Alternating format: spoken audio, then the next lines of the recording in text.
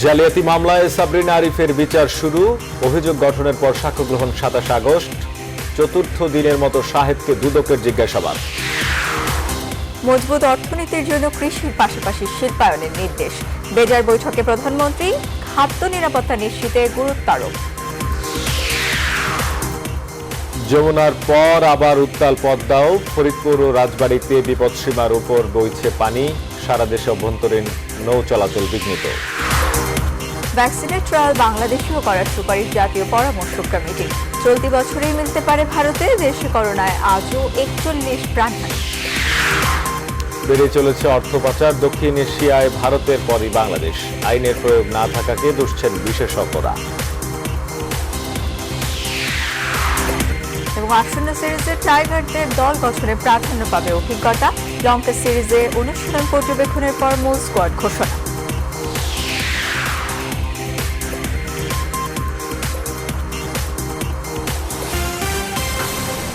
আমন্ত্রণ সন্ধ্যার সংবাদে আপনাদের সঙ্গে আছি আমি শেখ জায়েদ এবং আমি সঞ্জিতা ইসলাম। শিরোনাম দেখছিলেন, এবার বিস্তারিত।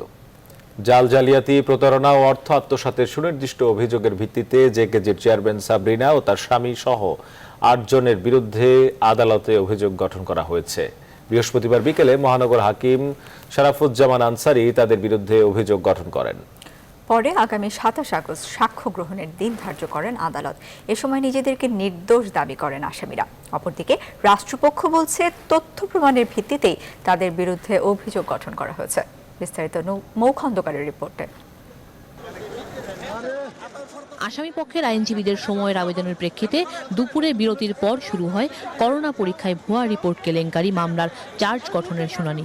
দীর্ঘ ১.৫ ঘণ্টা শুনানি শেষে সিএমএম আদালতের হাকিম শরাফুজ্জামান আনসারী ৮ আসামির বিরুদ্ধে অভিযোগ গঠন করেন।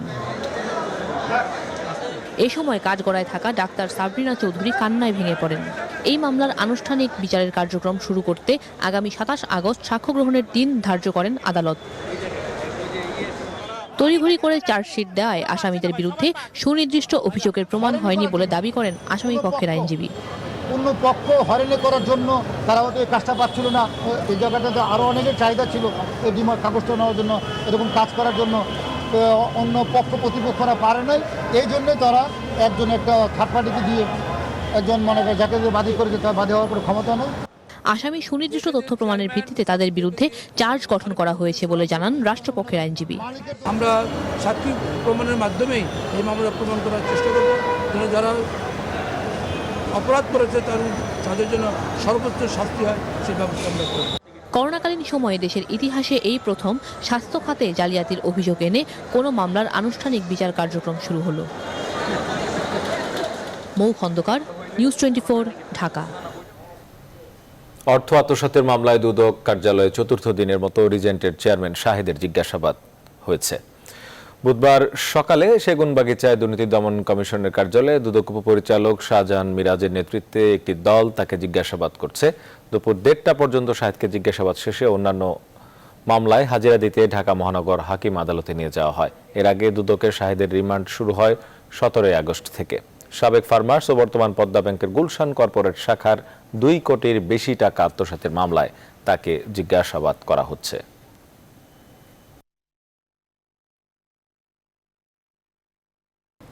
প্রধানমন্ত্রী শেখ হাসিনা বলেছেন, দেশের অর্থনীতিকে মজবুত করতে হলে কৃষির পাশাপাশি শিল্পায়নে গুরুত্ব দিতে হবে। শিল্পায়ন না হলে নতুন কর্মসংস্থান হবে না। সেসব বিষয় মাথায় রেখেই সরকার শিল্পায়নের চেষ্টা করে যাচ্ছে। বাংলাদেশ অর্থনৈতিক অঞ্চল কর্তৃপক্ষ বেজার বৈঠকে প্রধানমন্ত্রী আরও বলেন, আয়তনে ছোট হলেও বাংলাদেশের জনসংখ্যা বেশি। এই কারণে খাদ্য নিরাপত্তা নিশ্চিত করার উপর গুরুত্ব দিতে হবে। শাহরি জয় রিপোর্ট। বাংলাদেশ অর্থনৈতিক অঞ্চল কর্তৃপক্ষ বেজার গভর্নিং বোর্ডের ৭ম সভা বসে প্রধানমন্ত্রীর কার্যালয়ে। বৈঠকের শুরুতে প্রধানমন্ত্রী শেখ হাসিনা বলেন, বাংলাদেশ কৃষি নির্ভর দেশ হলেও শিল্পায়নকে সমান গুরুত্ব দিচ্ছে সরকার। শিল্পের বিকাশ ছাড়া কোনো দেশ অগ্রগতি লাভ করতে পারে না বলেও উল্লেখ করেন সরকার প্রধান। আমাদের অর্থনীতি কৃষি নির্ভর, এতে কোনো সন্দেহ নেই, কিন্তু সাথে সাথে শিল্পায়ন আমাদের প্রয়োজন। শিল্পায়নের ক্ষেত্রে আবার আমাদের এটাও লক্ষ্য রাখতে হবে যে আমাদের দেশের ভূখণ্ডের দিক থেকে আমরা অত্যন্ত ছোট হলেও আমাদের জনসংখ্যা অনেক বড় এবং জনসংখ্যা বৃদ্ধি পাচ্ছে। এই সকল জনসংখ্যার খাদ্য নিরাপত্তা আমাদের নিশ্চিত করতে হবে। শিল্পায়নের ক্ষেত্রে আমরা দেশি বিদেশি বিনিয়োগকে আকৃষ্ট করা। প্রধানমন্ত্রী বলেন, শিল্পায়ন না হলে নতুন কর্মসংস্থান হবে না। পাশাপাশি উৎপাদন বৃদ্ধি এবং মানুষের চাহিদা পূরণ করে রপ্তানি বাড়ানোর জন্য শিল্পায়ন জরুরি। সে বিষয়টি মাথায় রেখেই সরকার শিল্পায়নের চেষ্টা করে যাচ্ছে। এই বিশেষ অর্থনৈতিক অঞ্চল শুধু রাজধানী কেন্দ্রিক অথবা পোর্টকে, যেখানে পোর্ট আছে সেটা না, আমরা সমগ্র বাংলাদেশ ব্যাপী করতে চাই। কারণ আমাদের যে বিশাল জনগোষ্ঠী, তাদের কর্মসংস্থান আমাদের লক্ষ্য। আরেকটা বিষয় হচ্ছে আমাদের বিভিন্ন অঞ্চলে বিভিন্ন ধরনের পণ্য উৎপাদন হয়। এই কৃষি পণ্যগুলি যেন কাঁচামাল হিসেবে আমরা ব্যবহার করতে পারি, অর্থাৎ কৃষি পণ্য প্রক্রিয়াজাত শিল্প বা খাদ্য প্রক্রিয়াজাত শিল্প, এটাও আমাদের জন্য প্রয়োজন। শিল্পায়নে গতি আনতে 2030 সালের মধ্যে 100টি অর্থনৈতিক অঞ্চল তৈরির লক্ষ্য নিয়ে কাজ করছে সরকার। এখন পর্যন্ত 28টি অর্থনৈতিক অঞ্চল তৈরির কাজ জোরে সোরে চলছে। এর মধ্যে 13টি অঞ্চল সরকারি খাতে এবং 15টি অঞ্চল বেসরকারি খাতে। খাদ্য নিরাপত্তা নিশ্চিত করতে হবে। শাহ আলী জয়, নিউজ 24, ঢাকা। 27 আগস্ট থেকে আরও 18 জোড়া ট্রেন চালানোর সিদ্ধান্ত জানিয়েছে রেলপথ মন্ত্রণালয়। আজ এই বিষয়ে এক পরিপত্র জারি করেছে তারা। রেলপথ মন্ত্রণালয়ের সিনিয়র তথ্য অফিসার মোহাম্মদ শরীফুল আলম ওই পরিপত্র স্বাক্ষর করেন। বাংলাদেশ রেলওয়ে কর্তৃক বিভিন্ন পত্রিকায় প্রকাশিত গণ বিজ্ঞপ্তিতে রেলওয়েতে ভ্রমণকারী সম্মানিত যাত্রী সাধারণের ভ্রমণের সময় জাতীয় পরিচয়পত্র সহ ভ্রমণের কথা বলা হয়। কিন্তু বর্তমানে যাত্রীগণের যাতায়াতের সুবিধার্থে বাধ্যতামূলক জাতীয় পরিচয়পত্র প্রদর্শন করার বিষয়টি শিথিল করা হয়েছে। বিজ্ঞপ্তিতে আরো বলা হয়, এক আইডি কার্ডে পরিবারের সর্বোচ্চ 4 জন সদস্যের টিকিট ক্রয় ও ট্রেন ভ্রমণ করা যাবে।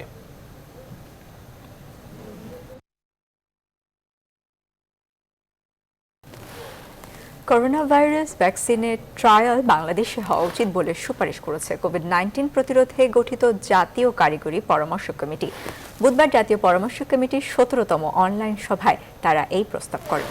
বাংলাদেশে ভ্যাকসিন ট্রায়ালের যৌক্তিকতা তুলে ধরে পরামর্শ কমিটি বলেছে, এটি সফল প্রমাণিত হলে আগে পাওয়ার ক্ষেত্রে নিশ্চয়তা পাবে বাংলাদেশ। এছাড়া বন্ধ হয়ে যাওয়া করোনা বিষয়ক স্বাস্থ্য অধিদপ্তরের নিয়মিত অনলাইন বুলেটিন চালু রাখার পক্ষেও মত দিয়েছে জাতীয় কমিটি। আরো জানাচ্ছেন হাসান পারভেজ। প্রাণঘাতী করোনা ভাইরাস মহামারী প্রতিরোধে ভ্যাকসিন আবিষ্কারকেই আপাতত ভরসা বলে মনে করছেন জনস্বাস্থ্যবিদরা। সবাই এখন অপেক্ষা করছে কবে করোনা ভাইরাসের ভ্যাকসিন আসবে।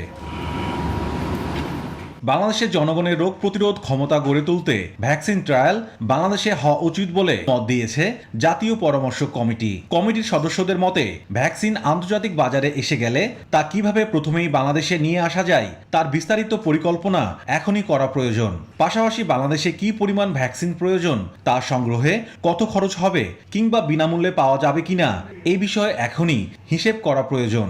ভ্যাকসিন প্রদানের জন্য প্রয়োজনীয় সিরিঞ্জ উৎপাদন বা কেনার প্রস্তুতি থাকতে হবে। ভ্যাকসিন পাওয়ার পরে সংরক্ষণ, বিতরণ, লোকবল সরঞ্জাম সহ সব পরিকল্পনা ব্যবস্থাপনা এখনই ঠিক করে রাখা উচিত। ভ্যাকসিন পাওয়ার ক্ষেত্রে কোন উচ্চ ঝুঁকিপূর্ণ জনগোষ্ঠী অগ্রাধিকার পাবে, দ্বিতীয় ও তৃতীয় অগ্রাধিকারে কোন জনগোষ্ঠী থাকবে সেটা নির্ধারণ করে রাখা প্রয়োজন। ওই ভ্যাকসিনটা যদি সফল প্রমাণিত হয় তাহলে বাংলাদেশ সেই ভ্যাকসিনটি পরিমাণ মতো পাওয়ার জন্য সবচেয়ে শক্তিশালী দাবিদার হবে এবং সেই সাথে হয়তো সুলভ মূল্যে পাওয়া যাবে। এই কারণে ভ্যাকসিন ট্রায়ালে অংশগ্রহণ করা বাংলাদেশের জন্য অত্যন্ত প্রয়োজন। গত 11 আগস্ট বন্ধ হলেও অধিদপ্তরের নিয়মিত অনলাইন বুলেটিন চালু রাখার পক্ষে মত দিয়েছেন জাতীয় পরামর্শ কমিটি। একই সঙ্গে সপ্তাহে একবার গণমাধ্যম কর্মীদের উপস্থিতিতে প্রশ্নোত্তর পর্ব থাকা উচিত বলেও মত দিয়েছে কমিটি। গোপন করার একটা প্রবণতা দেখা যাচ্ছে।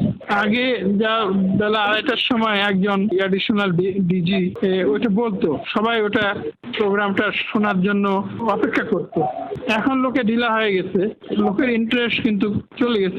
কমিটি তাদের আরেক প্রস্তাবে বলেছে, স্বাস্থ্যকর্মীদের হাসপাতালে দায়িত্ব পালনের পর মানসম্মত প্রাতিষ্ঠানিক কোয়ারেন্টাইনে ব্যবস্থা করা প্রয়োজন।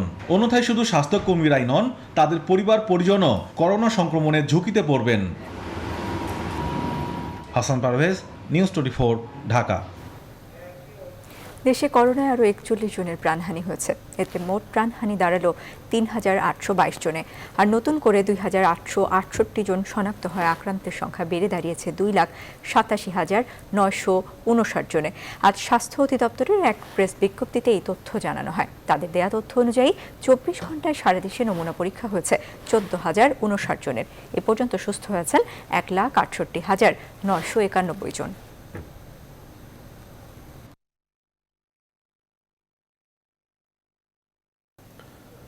বিশ্বজুড়ে করোনার প্রকোপে গেল ২৪ ঘন্টায় আরও প্রায় 2,59,000 মানুষ সংক্রমিত হয়েছেন। প্রাণহানি হয়েছে 6,500। এ নিয়ে বিশ্বে মোট প্রাণহানি 7,90,000-এ গড়িয়েছে, আর মোট আক্রান্তের সংখ্যা ছাড়িয়েছে 2,25,00,000। ভারতে টানা 2 সপ্তাহ ধরে অব্যাহত রয়েছে সর্বোচ্চ সংক্রমণের ঘটনা। গেল দিনেও এশিয়ার এই দেশটিতে 69,000-এর বেশি মানুষ কোভিড-19 আক্রান্ত হয়েছেন, যা দেশটিতে 24 ঘন্টার সর্বোচ্চ সংক্রমণ। গেল একদিনে ভারতে মৃত্যু হয়েছে 980 জনের। এ থেকে গেল 24 ঘন্টায় 43,000 সংক্রমণ ও 1200-এর বেশি মৃত্যু হয়েছে যুক্তরাষ্ট্রে। তবে এখন পর্যন্ত সুস্থ হয়েছেন 1,52,00,000-এর বেশি করোনা রোগী।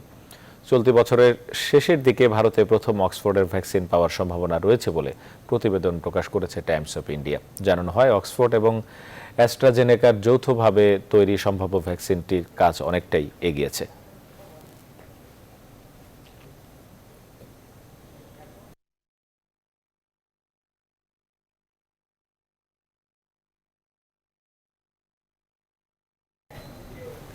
যমুনার পর বেড়েছে পদ্মা নদীর পানিও।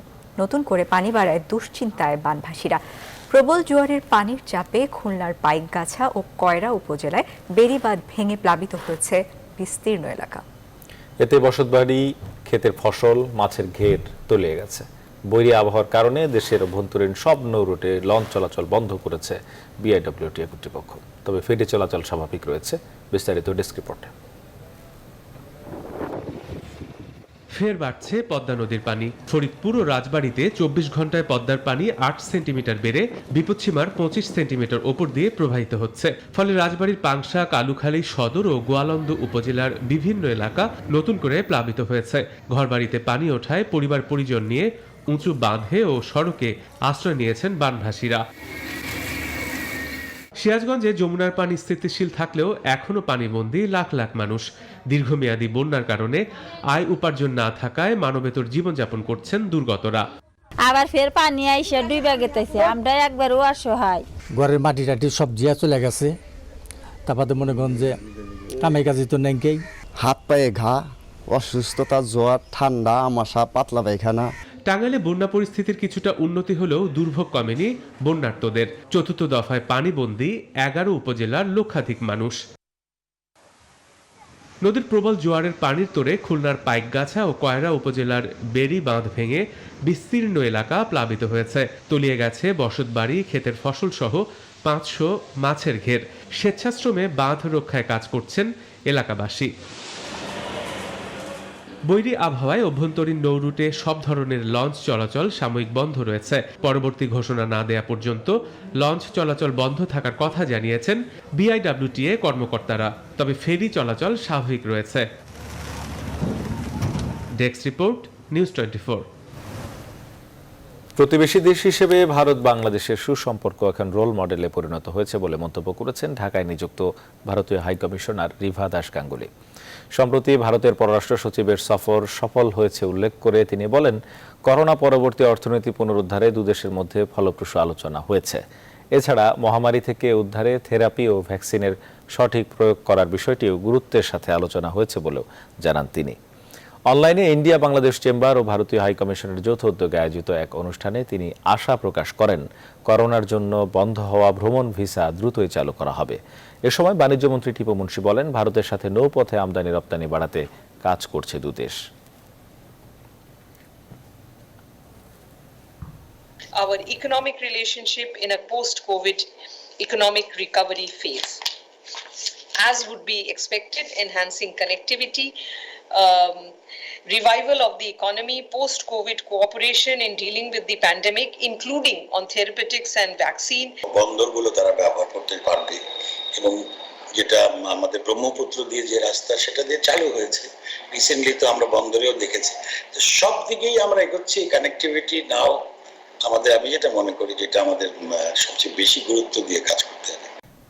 স্নাতক ডিগ্রি ছাড়া ফাজিল ও স্নাতকোত্তর ছাড়া কোনো ব্যক্তি কামিল মাদ্রাসার গভর্নিং বডির সভাপতি হতে পারবেন না বলে অভিমত এসেছে উচ্চ আদালত থেকে।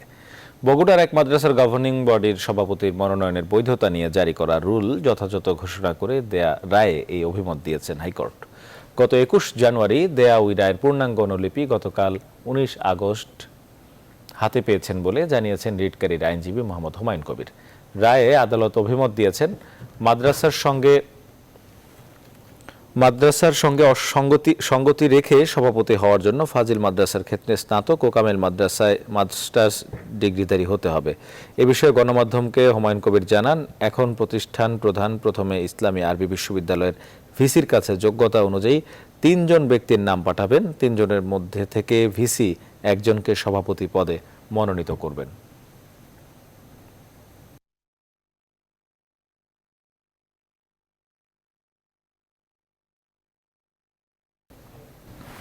অভিনব কায়দায় প্রতারণা করে প্রায় 50 জন মানুষের কাছ থেকে 2.5 কোটি টাকা হাতিয়ে লাপাত্তা হয়েছেন এক দম্পতি।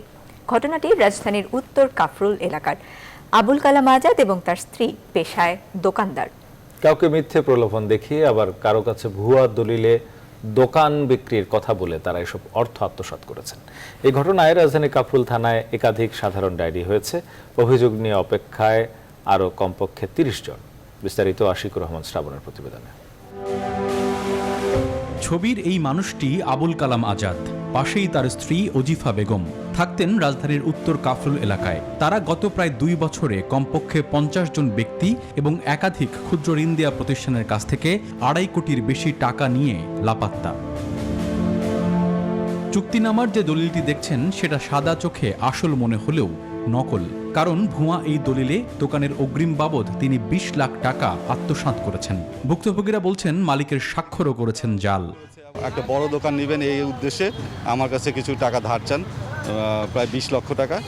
পরবর্তীতে আমি বলি যে আমাকে এই দোকানটা ডিড করে দিতে হবে, ফলে সে এটাতে রাজি হয়। কিন্তু ওই টাকা আমি যখন দেই, কিন্তু ডিডটা সে একটা ভুয়া দলিল তৈরি করে, বাড়ির মালিকের অরিজিনাল সিগনেচার নকল করে সে একটা দলিল তৈরি করে। 6 মাস ধরে সে আমার কাছে আরও প্রায় 20 লক্ষ টাকা নেয় দোকান চালানোর জন্য।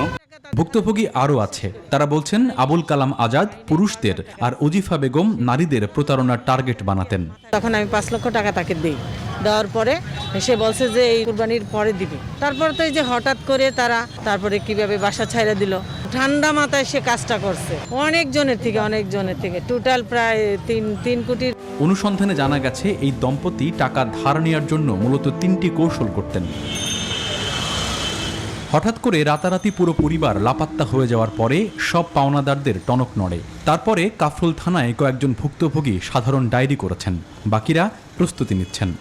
ওনারা যে অভিযোগ করছেন, অভিযোগটা আমরা আমরা তদন্তপূর্বক ব্যবস্থা নিব এবং এখানে যা যা করণীয় আইনসঙ্গত আমরা সেটা করব। লাপাত্তা হওয়ার পর থেকে প্রতারক দম্পতির মুঠোফোনগুলো বন্ধ। কিন্তু কাফরুল ছেড়ে এই জুটি অন্য কোথাও নতুন প্রতারণার দোকান খুলবেন কিনা তা কে বলতে পারবে? আশিকুর রহমান শ্রাবণ, নিউজ 24, ঢাকা। বেড়েই চলেছে অর্থ পাচার। বিশ্বের 141টি দেশের মধ্যে অর্থ পাচারের বাংলাদেশ এখন 38তম। শুধু তাই নয়, দক্ষিণ এশিয়ায় ভারতের পরেই পাচারের শীর্ষে উঠে এসেছে বাংলাদেশের নাম। আন্তর্জাতিক সংস্থাগুলো বলছে আমদানি রপ্তানির আড়ালে হচ্ছে বড় অঙ্কের অর্থ পাচার। বিশেষজ্ঞরা বলছেন আইনের যথাযথ প্রয়োগ না থাকায় এই অবস্থার উন্নতি হচ্ছে না। সুলতান আহমেদের রিপোর্ট। ব্যবসা বাণিজ্য, আমদানি রপ্তানিতে এক উদীয়মান অর্থনীতির দেশের নাম বাংলাদেশ। তবে এদেশের অর্থনীতির জন্য দুশ্চিন্তার সবচেয়ে বড় কারণ অর্থ পাচার। যুক্তরাষ্ট্র ভিত্তিক গবেষণা প্রতিষ্ঠান গ্লোবাল ফিনান্সিয়াল ইন্টিগ্রেটেড হিসেবে গেল 10 বছরে এদেশ থেকে গড়ে প্রতি বছর পাচার হয়েছে 64,000 কোটি টাকা। জিএফআই আরও বলছে আমদানি রপ্তানির আড়ালেই হচ্ছে সিংহভাগ পাচার। চলতি বছরের এন্টি মানি লন্ডারিং ইন্ডেক্সে দেখা যায় পাচারকারী হিসেবে বিশ্বে বাংলাদেশের অবস্থান এখন 38তম। 2017 সালে এই সূচকে বাংলাদেশের অবস্থান ছিল 82তম। বিশ্লেষকরা বলছেন বড় অঙ্কের অর্থ পাচারে চাপে পড়ছে পুরো অর্থনীতি। যদি এই অর্থটি পাচার না হতো তাহলে কিন্তু তা দেশের শিল্পায়নের ক্ষেত্রে কাজে লাগতো এবং তা কর্মসংস্থান, দেশের প্রবৃদ্ধি এর ক্ষেত্রে কিন্তু গুরুত্বপূর্ণ ভূমিকা রাখতে পারত। ব্যাংকিং খাতে খেলাপি ঋণ বাড়ছে এবং ব্যাংকিং খাতে যে ব্যক্তি খাতে ঋণের প্রবাহ সেটি কিন্তু ব্যাহত হচ্ছে। এদিকে বাংলাদেশ থেকে 2004 সালে সুইস ব্যাংকে ডিপোজিটের পরিমাণ ছিল $3.65 বিলিয়ন। 2019-এ এসে তা বেড়ে দাঁড়িয়েছে $53.67 বিলিয়ন। বাংলাদেশ জার্মান চেম্বারের সভাপতি বলছেন পাচার হওয়া বেশিরভাগ অর্থ যাচ্ছে ইউরোপ, আমেরিকায়।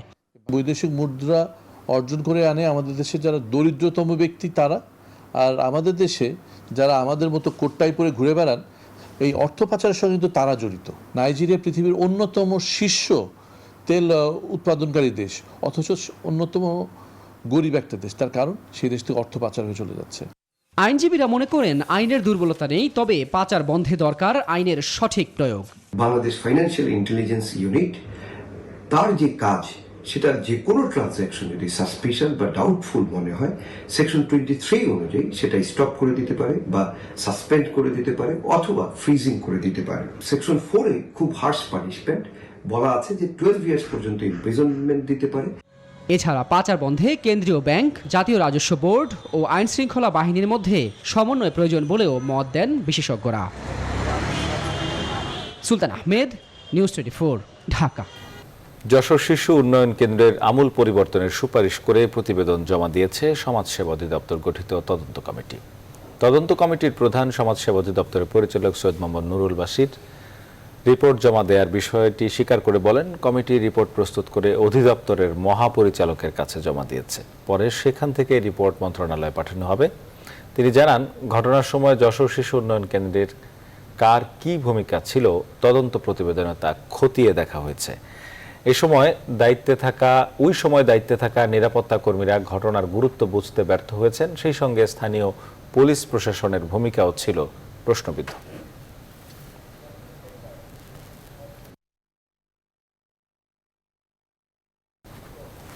শিশু কিশোর সংশোধনাগারে সাম্প্রতিক ঘটনায় উদ্বেগ প্রকাশ করেছেন সমাজের মানবাধিকার কর্মী ও অপরাধ বিজ্ঞানীরা। তারা বলছেন, সংশোধনাগারে শিশু কিশোরদের সঙ্গে কেমন আচরণ করতে হবে এবং কিভাবে তাদের নিয়ন্ত্রণ করতে হয়, এসব বিষয়ে দায়িত্বপ্রাপ্ত কর্মকর্তা কর্মচারীদের পর্যাপ্ত প্রশিক্ষণ না থাকার ফলে শিশু কিশোররা স্বাভাবিক জীবনে ফেরার বদলে বড় অপরাধী হয়ে উঠতে পারে। তালুকদার বিপ্লবের প্রতিবেদন। শিশু কিশোর সংশোধনাগারে শিশু কিশোরদের সঙ্গে বিরূপ আচরণ এবং পৈশাচিকভাবে নির্যাতনের ঘটনা নতুন নয়। এমনকি যারা এসব বন্দী শিশু কিশোরদের দেখভালের দায়িত্ব পালন করছেন, তাদের পৈশাচিক নির্যাতনের শিকার হয়ে আবার অনেকে মৃত্যুবরণ করছেন। সাম্প্রতিক যশোর শিশু উন্নয়ন কেন্দ্রের 3 কিশোরকে পিটিয়ে হত্যা করা হয়েছে, এমন তথ্য পাওয়া যায় তাদের ময়নাতদন্ত প্রতিবেদনে। পিঠের দিকে এবং মাথায় তাদের আঘাত চিহ্ন ছিল এবং এই আঘাতের কারণে, হেড ইনজুরির কারণে 3টি বাচ্চাই মারা গেছে এবং 3টি কিশোরেরই একই ধরনের আঘাত ছিল। এসব ঘটনায় উদ্বেগ প্রকাশ করেছেন সমাজের মানবাধিকার কর্মী ও অপরাধ বিজ্ঞানীরা।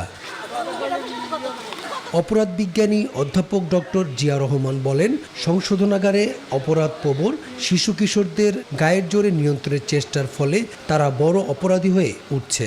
মাত্র 4টি সংশোধনী কেন্দ্র, সেখানে 1000 বা 1500 সর্বোচ্চ আমি বলবো যে হয়তো মানুষকে হয়তো সংশোধনী করার সুযোগ, কিন্তু যেভাবে কিশোর অপরাধ বাড়ছে এবং একই সাথে সেখানে ইনফ্রাস্ট্রাকচারের দারুণ আমি বলবো যে অভাব। বন্দি শিশু কিশোরদের সুস্থ ও স্বাভাবিক জীবনে ফিরিয়ে আনতে এসব সংশোধনাগারের দায়িত্বপ্রাপ্ত কর্মকর্তা কর্মচারীদের পর্যাপ্ত প্রশিক্ষণ দরকার বলে মত অপরাধ বিজ্ঞানীদের। সব দিক থেকেই তাদের ফিজিক্যাল এবং মেন্টাল বা সাইকোলজিক্যাল ডেভেলপমেন্টের যত উপকরণ আছে, রিক্রিয়েশন, এই সমস্ত জিনিসও দেওয়া উচিত। দুর্ভাগ্যক্রমে আমাদের এখানে এই ধরনের কোনো জিনিসের একেবারেই অপ্রতুল। যশোর শিশু উন্নয়ন কেন্দ্রের ঘটনার পর বেরিয়ে আসতে শুরু করেছে দেশের অন্যান্য সংশোধনাগার নিয়ে নানা চাঞ্চল্যকর তথ্য। বাড়ন্ত শিশু কিশোরদের জন্য পর্যাপ্ত খাবারের ব্যবস্থা না করা এবং এসব কেন্দ্রের কর্মকর্তা কর্মচারীদের ব্যক্তিগত আরামায়েশের জন্য শিশু কিশোরদের দিয়ে কঠোর পরিশ্রম করানোর অভিযোগ পাওয়া যায়। তালুকদার বিপ্লব, নিউজ 24, ঢাকা। আন্তর্জাতিক প্রসঙ্গ। অবশেষে ইসরায়েল আমিরাতের শান্তি চুক্তি নিয়ে মন্তব্য করেছে সৌদি আরব। দুদেশের মধ্যকার এই চুক্তিতে স্বাগত জানিয়েছেন সৌদি পররাষ্ট্রমন্ত্রী প্রিন্স ফয়সাল বিন ফারহান আল সৌদ। সেই সাথে মধ্যপ্রাচ্যে চুক্তিটি শান্তি প্রতিষ্ঠায় ইতিবাচক ভূমিকা রাখবে বলে আশা প্রকাশ করেন তিনি। এদিকে ইরানের ওপর জাতিসংঘের সমস্ত নিষেধাজ্ঞা পুনর্বহালের জন্য যুক্তরাষ্ট্র দাবি তুলবে বলে জানিয়েছেন মার্কিন প্রেসিডেন্ট ডোনাল্ড ট্রাম্প। তার নির্দেশে বৃহস্পতিবার জাতিসংঘের মহাসচিব অ্যান্তোনিও গুতেরেসের সঙ্গে সাক্ষাৎ করবেন মার্কিন পররাষ্ট্রমন্ত্রী মাইক পম্পেও। সেখানেই ইরানের বিরুদ্ধে অভিযোগ দাখিল করবেন তিনি। সেই অভিযোগপত্রে জাতিসংঘের সমস্ত নিষেধাজ্ঞা পুনর্বহাল করার দাবি জানাবেন পম্পেও। এই অভিযোগ দাখিলের পর নিরাপত্তা পরিষদ 1 মাসের মধ্যে নতুন প্রস্তাব পাশের মাধ্যমে তেহরানকে নিষেধাজ্ঞা মুক্ত করবে অথবা স্বয়ংক্রিয়ভাবেই নিষেধাজ্ঞা পুনর্বহাল করবে। তবে মার্কিন এই সিদ্ধান্তের জবাবে ট্রাম্পকে কঠিন হুঁশিয়ারি দিয়েছেন ইরানি প্রেসিডেন্ট হাসান রুহানি। ইরানের বিরুদ্ধে নিষেধাজ্ঞা ফিরিয়ে আনতে চাইলে তার পরিণতি ভয়াবহ হবে বলে সতর্ক করেছেন তিনি। শ্রীলঙ্কা সিরিজে টাইগারদের দল গঠনে গুরুত্ব পাবে অভিজ্ঞতা জানিয়েছেন বিসিবির প্রধান নির্বাচক মিনহাজুল আবেদিন নান্নু। করোনার কারণে দীর্ঘদিন মাঠের ক্রিকেটের বাইরে আছেন খেলোয়াড়রা, যে কারণে আসন্ন সিরিজে অভিজ্ঞতাকে প্রাধান্য দিয়ে দল গঠন করতে চায় বিসিবি। তবে লঙ্কা সফরের আগে ঘোষণা করা হবে প্রাথমিক স্কোয়াড। শ্রীলঙ্কার মাটিতে পৌঁছাতে টাইগারদের অনুশীলন, প্রস্তুতি, ম্যাচ ও ফিটনেস বিবেচনা করে মূল স্কোয়াড দিবেন নির্বাচকরা। সেপ্টেম্বরের শেষ সপ্তাহে ঢাকা ছাড়বে বাংলাদেশ দল। 24 অক্টোবর কলম্বোয় 3 ম্যাচ সিরিজের প্রথম টেস্টে মুখোমুখি হবে বাংলাদেশ ও শ্রীলঙ্কা। লাস্ট জিম্বাবুয়ে সিরিজ আমরা লাস্ট টেস্ট ম্যাচ খেলেছিলাম, তো এখানে অনেকদিন ধরে আমাদের খেলা নেই, তো প্র্যাকটিসের মধ্যেও নেই। তারপরেও এক্সপিরিয়েন্সটাকে আমরা অনেক গুরুত্ব দিচ্ছি এবং ওখানে গিয়ে আমাদের অনেকগুলি প্র্যাকটিস ম্যাচ আছে। শ্রীলঙ্কায় গিয়ে সিরিজের ফিটনেস সব কিছু মিলে ওখানেই আমাদের মূল আমরা মেইন স্কোয়াডটা অ্যানাউন্স করবো। কোনো সিদ্ধান্ত ছাড়াই শেষ হয়েছে পেশাদার লীগের 13 দলের সঙ্গে প্রফেশনাল লীগ কমিটির বৈঠক। আগামী মঙ্গলবার বা তার আগেই প্লেয়ারদের সঙ্গে বৈঠকে বসবে লীগ কমিটি, যেখানে প্লেয়ারদের বেতনের পাশাপাশি লীগ নিয়েও আলোচনা করা হবে। এরপর চূড়ান্ত সিদ্ধান্ত নিতে আবারও 26 আগস্ট বৈঠকে বসবে লীগ কমিটি, যেখানে 2020-21 মৌসুমের শিডিউল, ট্রান্সফার উইন্ডো সহ গুরুত্বপূর্ণ বিষয়ে সিদ্ধান্ত নেওয়া হবে। দুপুরে বাংলাদেশ প্রিমিয়ার লিগের 13 ক্লাবের সঙ্গে নতুন মৌসুমের দলবদল ও খেলা শুরুর বিষয়ে আলোচনায় বসে লীগ কমিটি। শেষ করবো এখনকার সংবাদ আয়োজন। যাবার আগে শিরোনামগুলো জানাবো আরও একবার।